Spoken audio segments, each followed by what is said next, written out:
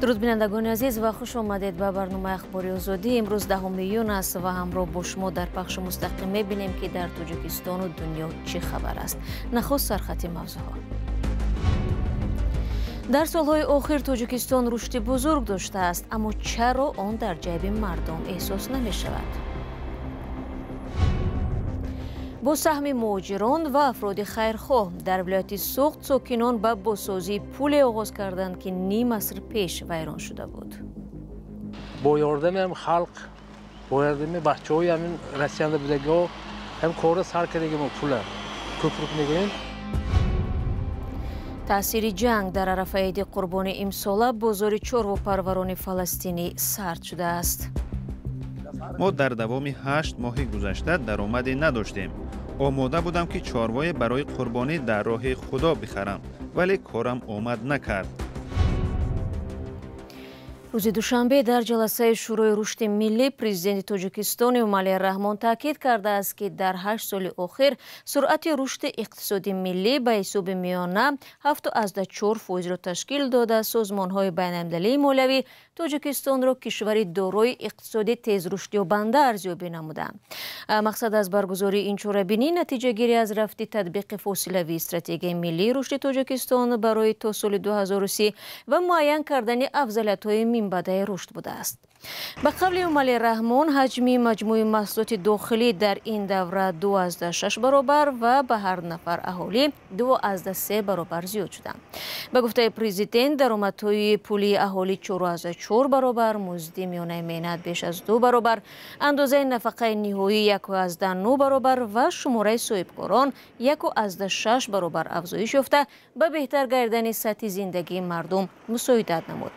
امومالی رحمان افزود در نتیجه اندیشیدن تدبیرهای سری وقتی حکومت کشور سطح کمبیزاتی از 31% سال 2015 تا 21% در سال 2023 کم شده است.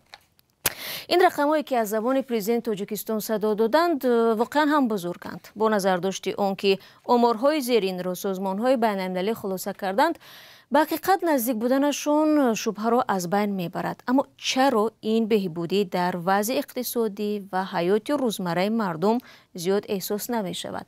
با این سوال ما به اقتصادشناس فاضل جان فتح‌اللهیف مراجعت کردیم. پرداخت‌ها افزوده می‌افزاید که آن با حیات زندگی مردم وزنی کرده احساس. به فکر من بالوروی نرخ‌ها هم باید قید کرد. اول خصوص درباره بالوروی نرخ برق، نرخ پرداخت‌های کمونالی و هوکازو و غیره، نرخ پرداخت خواندن کودکان و غیره باید گپ زد. نرخ هم موافقت میکرد با معاش مردم آن وقت روش نظر است افکتیوی باوری کامل میتونم گفت که در حقیقت رشد هست. اندیشه اقتصادشناس تاجیک را شنیدید و دوستان عزیز، اگر شما نیز در این موضوع گفتنی دارید میتوانید زیر همین برنامه نظر خود را نویسید. سلام، اگر خط و خبر میخواهید ما داریم. نوید بامدادی، سرخط خبرها، اخبار تاجیکستان و جهان، گزارش ها و تحلیل ها. چی میگذرد و چرا؟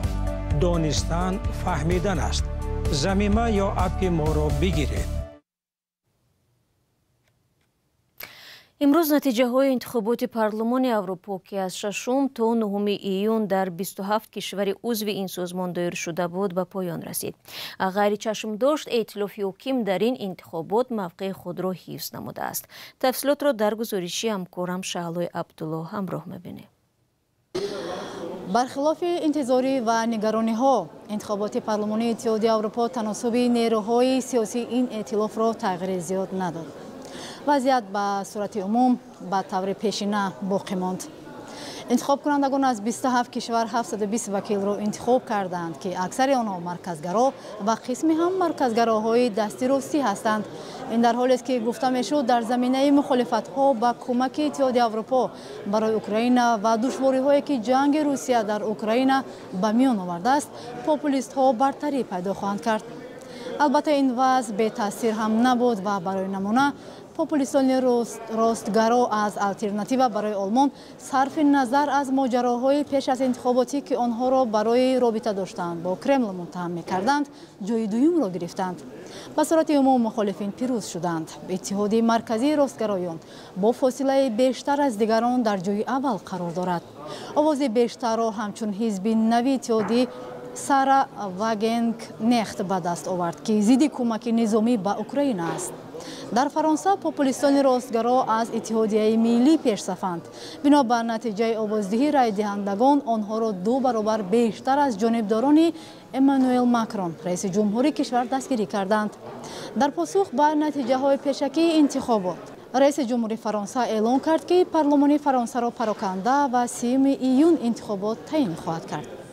бо вуҷуди ин рӯйдодҳо дар 2 кишвари асосии иттиҳод Фаронса ва Олмон бино ба натиҷаҳои пешакӣ аксари овозҳоро ҳизби халқии Аврупо ба даст овард. Он аз 720 курсии парлумон 184 курсиро ишғол кард. Ин гурӯҳ аз соли 1999 ба ин сӯ ҳамеша дар ҷойи аввал аст. аммо пешрафти нисбии ростгароён ва популистҳо мумкин аст ки мавзеъгирии Иттиҳоди Аврупоро дар масъалаи муҳити зист ва қабули муҳоҷирон шадидтар кунад. 100 узви нави парлумони Аврупо ба ягон ҳизбу ҳаракат ҳамроҳ нестанд ва мавзеъгирии онҳо ҳалкунанда хоҳад буд. дар ин байн социал-демократҳо, чапгароён ва сабзҳо камтарин ҳимоятро ба даст оварданд. дар овоздиҳӣ наздик ба 360 миллион интихобкунанда ширкат кард ки ба гуфтаи нозирон сатҳи иштирокро назар ба соли 2019 бештар намуд. дар ин интихоботи парлумонӣ беш аз 200 ҳизбу ҳаракатҳо барои ворид кардани вакилони худ ба парлумони Иттиҳоди Аврупо рақобат доштанд. интихобот хубу ором гузашт, вале муҳимтарин нукта ин аст ки ин маҷлис ҳарчанд қонунгузор аст, қатънома ва қарорҳояш барои Иттиҳоди Аврупо ҳукми ҳатмӣ нахоҳад дошт, ҳарчанд дар таъини сиёсатҳои эътилоф нақш хоҳанд бозид. Шалой Абдулло, Радиои Озодӣ, шаҳри Брюссел, Белгия. бармегардем ба Тоҷикистон. дар шимолин кишвар аз ҳисоби муҳоҷирони меҳнатӣ ва сокинони хайрхоҳ пулеро сохта истоданд ки тақрибан 50 сол пеш тахриб шуда буд. ин пул дар ҳудуди ноҳияи Бобоҷон Ғафуров қарор дорад ва як роҳи марзӣ бо Узбекистон аст. ронандагон ва бошандагони минтақа мегӯянд тӯли ин солҳо тақрибан ҳар сол барои гузаштан мушкил доштанд. то ин вақт роҳ дар чӣ вазъият буд? Фарзод Муҳаммадӣ гузориш медиҳад. ин роҳ шимолитарин минтақаи Тоҷикистон, ноҳияи Ашт ва чандин деҳаҳои ноҳияи Бобоҷон Ғафуровро бо маркази вилояти Суғ пайванд месозад. ба сабаби боришоти зиёд, ҷӯйбори канори ҳамин роҳ ҳар сол шоҳиди омадани сел мегардад ва ҳатто лӯлаи зери роҳро бо лоёбаву қуму шағал пур кардааст. ба ҳамин сабаб обҳо бисёр вақт ба болои роҳ ҷорӣ мегарданд ва равоҳои нақлиётро хатарнок месозанд. ҳамакнун ронандагон ва сокинони минтақа умедворанд ки бо сохтани пули калонтар ба ҷои ин роҳ мушкили умдаашон бартараф хоҳад шуд. аз ин роҳ ҳамарӯза садҳо нақлиёти мусофирбару боркаш мегузарад ва роҳи дигари наздиктар ба минтақа вуҷуд надорад. агарчи роҳҳои ноҳамвору мушкилгузар ба деҳаҳои ҷамоати Исмоили ноҳияи Бобоҷон Ғафуров ва ноҳияи Ашт як масъала бошад, чандин дафъа фурӯ рафтани роҳи болои обгузар масъалаи дигар аст. Naz bazı sel biyor agar sekin güzaştan bire. Hani köprük je şavar naz meşandı. Ozi köprüki nav şuda esa. Nav şuda hamma xursan. Mane moshnoy beni kalon bulaqto. Ham davraoи sho'ravӣ bуда пеш аз ҳамин солҳои чанд 73 ё 74 буд ин көприк ҳамин вайрон шуд, ҳамин қити ин тараф раҳ шудагӣ. аввал асосан раҳ манамин буд, роҳи ашт манамин. ҳоло сокинони деҳа пулеро сохта истоданд ки ним аср пеш вайрон шуда буд. зоҳиран дар замони шӯравӣ ва истиқлолият ҳам ба бозсозӣ таваҷҷӯҳе нашуд ва муҳоҷирони меҳнативу нафарони хайрхоҳи минтақа ба ин кор азм намуданд. аҳли қишлоқи ҳамин ҷамоати Исмоил бо ёрдами ҳам халқ, бо ёрдами бачаҳои ҳамин расиянда будагиҳо ҳам корро сар кардагим пула көприк мегӯем. ҳамин ҳол қариб 1 сол шуда истодааст. аз ҳамин таҳкурсӣ сар карда то ҳозира қариб 1 сол шуда истодааст. худо хоҳад баъди 2 моҳ 3 моҳ пурра ба кор истифода бурда мешавад. ноҳияи Аштан бачаҳо ёрдам кардагим ҷад. дарозии пул 12 ва паҳноияш 14 метр аст. ҳамчунин барои сокинон роҳи пиёдагард амал хоҳад кард. баландии пули мошингузар тақрибан 5 метр аз сатҳи об боло аст ва то 130 тонаро метавонад бардорад. شاهراه ناحیه اشت و راه ناحیه باوجان غفوروف که تا مرز ناحیه پاپ جمهوری ازبکستان پیوست می شود، یکی از راههای خرابترین تاجیکستان دانسته می شود. ساکنان آن بارها با مبلغ دست جمعی راه را دربه و چقرپوش کردند و مقامات کشور وعده داده است که تعمیر کلی خواهد شد، ولی از آغاز آن تا هنوز درکه نیست. فرزا محمدی، رادیو آزادی، ناحیه باباجان غفوروف. کتیب دولتی آمریکا انتونی بلینکن تصمیم گرفته است که روز 10 ایون از مصر و اسرائیل بازدید نموده گروه حماس را که از طرف آمریکا و اتحادیه اروپا همچون سازمان تروریستی ارزیابی می شود و همچنان حکومت اسرائیل را به آتش بس در غزه وادار کند. هدف دیگر این سفر جلوگیری از توسعه نزاع به خاک لبنان است. در آخر ماه مای پرزیدنت آمریکا جو بایدن پیشنهاد آتش بس در غزه را مطرح کرده بود که از 3 مرحله عبارت است: ختم دشمنی و آتش بس، تبادل گروگان‌های اسرائیلی و محبوسان فلسطینی و احیای غزه.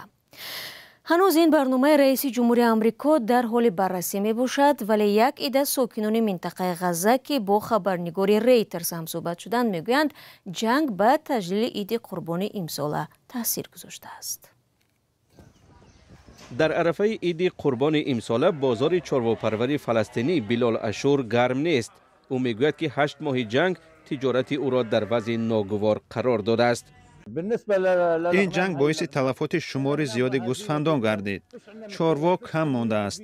نرخ‌ها بالا رفته، برای غذا هم مبلغ بسیار لازم است. گوسفندان غذای کافی استعمال نمی کنند. ببینید چه خیلی لاغر هستند این گوسفندان. عید قربان و یا به اصطلاح عید الاضحی یکی از 2 جشنواره مهمترین مسلمانان بوده در انجام مراسم حج با قربانی چاروا در راه خدا صورت میگیرد. امسال عید قربان شام شنبه 15 ایون آغاز یافته تا روز چهارشنبه 19 ایون ادامه میکند. ساکن منطقه دیر البلح غزه ابو محمد میخواست برای عید قربانی کند، ولی نرخ‌ها را دیده به خلاصه آمد که احتمال امسال برای تقدیم مال قربانی به نیازمندان امکان نخواهد داشت. در دوام 8 ماه جنگ همین گوسفندان باقی ماندند.